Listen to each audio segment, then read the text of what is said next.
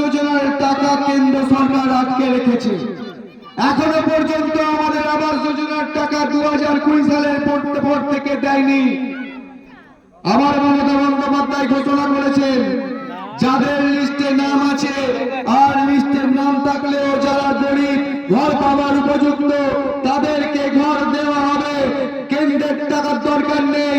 2024 ডিসেম্বরের মধ্যেই আমরা তৃণমূল কংগ্রেসের রাজ্য সরকার, তৃণমূল কংগ্রেসের মামাটি মানুষের নেত্রী মুখ্যমন্ত্রী মমতা বন্দ্যোপাধ্যায় আমাদের বিধায়ক গুলশান মল্লিকের মাধ্যম দিয়ে এলাকায় প্রধান এলাকায় তৃণমূল কংগ্রেসের নেতৃত্বের মধ্য দিয়ে তাদেরকে ঘরের টাকা পৌঁছে দেওয়া হবে।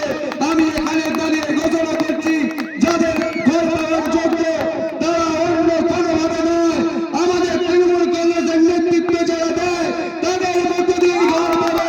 এলাকায় প্রধান এলাকার যারা সভাপতি আছে যারা মেম্বার আছে তাদের মধ্য দিয়ে কিন্তু ঘরের টাকা ঢুকবে, অন্য কোনোভাবে নয়।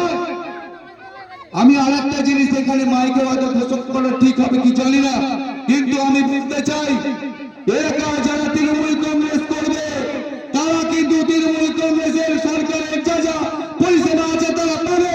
আমি এলাকার নেতৃত্বকে নির্দেশ দিয়ে যাচ্ছি যারা এখানে দুর্নীতি করবে, যারা এখানে দুষ্কর্ম করবে, যারা দালালি করবে তাদেরকে বাদ দিয়ে পরিষেবা দেওয়ার জন্য এটা আমার এলাকার তৃণমূল কংগ্রেস কর্মীদের নির্দেশ দেওয়া হবে।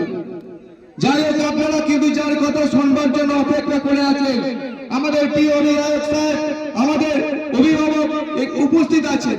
সুতরাং বক্তব্য দীর্ঘায়িত করব না। আপনাদের সকলকে আর একবার 20 তারিখের নির্বাচনে, 20 মে নির্বাচন সোমবার, এই নির্বাচনে এলাকার মানুষ সমস্ত মানুষকে কুলায়, সমস্ত মানুষকে আমার আবেদন রইল, আমার নিবেদন রইল, তবে জোরে আকুতি করে বলে যাই আমাদের নিজেদের স্বার্থে, আমাদের বাঁচার স্বার্থে, সমাজের স্বার্থে, বাংলার স্বার্থে, বাঙালির স্বার্থে, এই কুলায় গানের স্বার্থে সমস্ত মানুষ একজোট হয়ে আমাদের বিধায়কের নির্দেশে সবাই তৃণমূল কংগ্রেসের প্রার্থী প্রসূন বন্দ্যোপাধ্যায়কে বিবেকের 2 নম্বর বোতাম টিপে আমরা এত ভোটে বুঝিয়ে দেব যে আমরা এখানে তৃণমূল কংগ্রেস ছাড়া অন্য কোন দলের জায়গা নেই, অন্য কোন দলের জায়গা হবে না।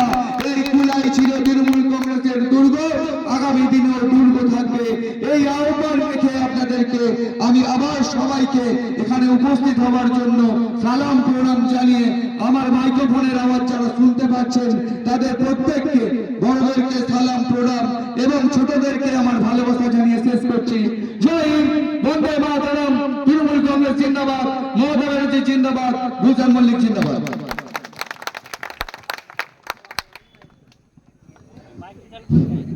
যারা আমার বাড়ির সামনে দাঁড়িয়ে আছে মঞ্চের সামনে আসার জন্য অনুরোধ করছি। আমি এখান থেকে দেখতে পাচ্ছি আপনারা এতক্ষণ সন্ধ্যে থেকে ধৈর্য সহকারে বসে আছেন, যার বক্তব্য শোনার জন্য আপনারা অধীর আগ্রহে বসে আছেন।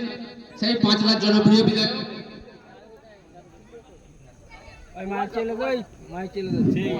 সেই 5 লাখ জনপ্রিয় বিধায়ক গুলশান মল্লিক সাহেব আপনার সামনে বিস্তারিত বক্তব্য রাখবেন।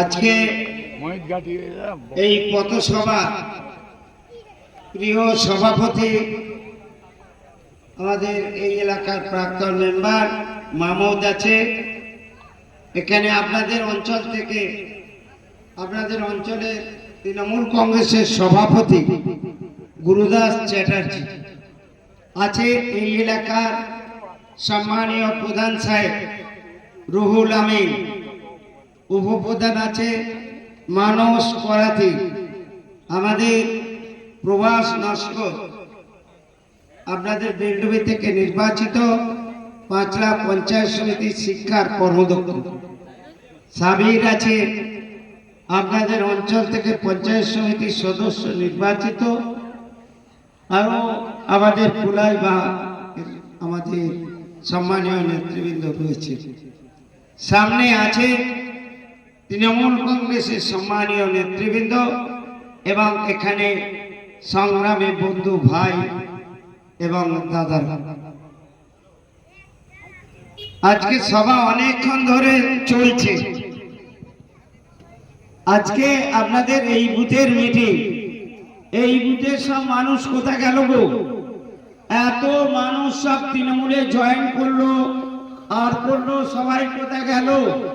কি গো গোরা বাবু, কোথায় গেল?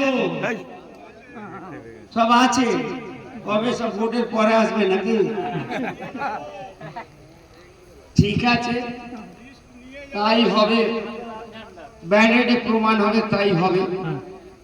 এই রবি, তাই তো না? আমরা তো গোলপোড়া গরু গো, আমাদের ভয় লাগে সেগুলো মেঘ দেখে। না আমাদের না, আমরা তো গোলপোড়া গরু, আমাদের সিঁদুরে মেঘ দেখলে খুব ভয় লাগে। যাই হোক, তো হরণে পরিচয় হবে বলেছেন, তাই হবে। আজকে সভা অনেকক্ষণ ধরে চলছে, স্থানীয় লিডাররা অনেক কথা বলেছে।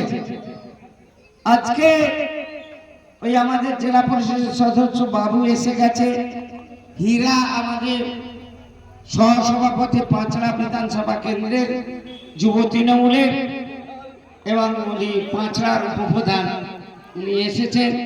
এতক্ষণ আমরা দেউলপুর গ্রাম পঞ্চায়েতের বিভিন্ন জায়গায় আমাদের মাইক মিটিং ছিল, সেখানে ছিলাম।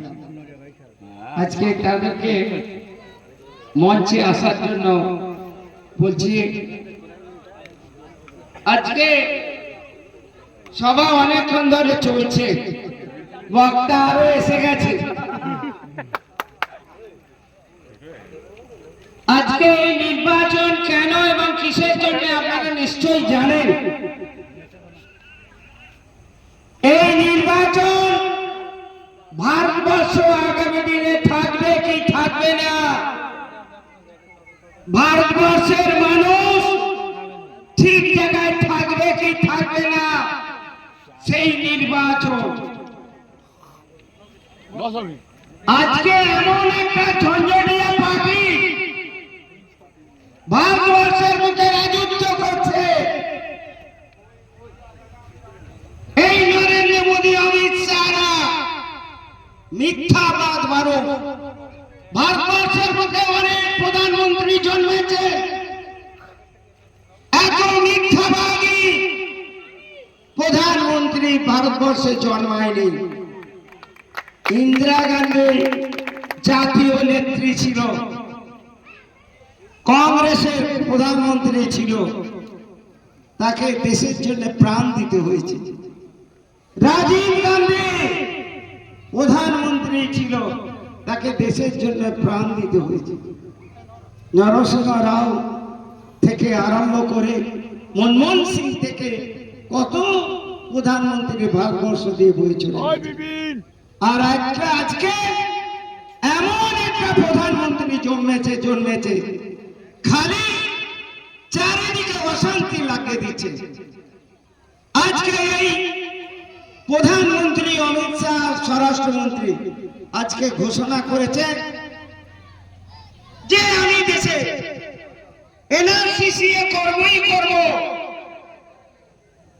বুঝতে পেরেছেন তো এনআরসি কি জিনিস?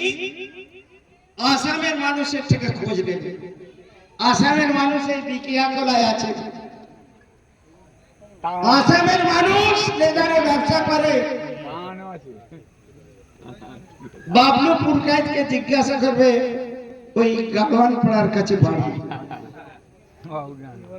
আজকে চশমার দোকান করেছে আসামে, আর অনেক মানুষ, অনেক ছেলে কাজ করে, তাদের কাছে এনআরসি এর জন্য গিয়েছিল। তারা বলেছে আমরা এখানের বাসিন্দা নয়, আমরা পশ্চিমবঙ্গের বাসিন্দা, আমরা সেখানে বসবাস করি, আপনারা ব্যবসা করতে দিলে আছি, আর না হলে চলে যাব, আমরা এখানে বাসিন্দা হতে চাই। আজকে বারবার বলছে, কালকের কাগজ ছিল, বলে আমরা এনআরসি করবই করব। কি এমন হলো যে এনআরসি করতে হবে? আমরা তো ভারতবাসী, আমাদের কাছে ডকুমেন্ট আছে, আমাদের কাছে ভোটার কার্ড আছে, আমাদের কাছে আধার কার্ড আছে, আমাদের কাছে রেশন কার্ড আছে, আমাদের জমির দলিল আছে, আমরা এখানের বাসিন্দা। আবার কি ডকুমেন্ট চাই?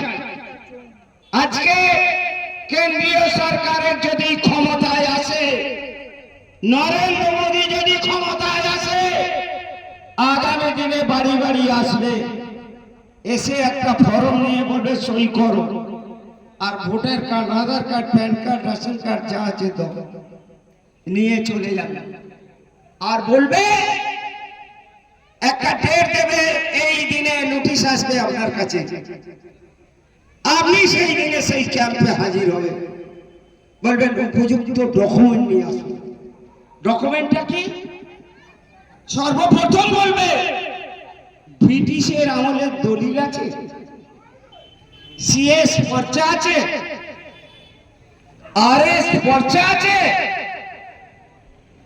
আপনি যে এই দেশের নাগরিক তার প্রমাণ করুন। সেই সব কটা মানুষের বাড়িতে আছে? যা ছিল তো 1978 সালে বন্যায় শেষ হয়ে গেছে, কার কাছে পাবে?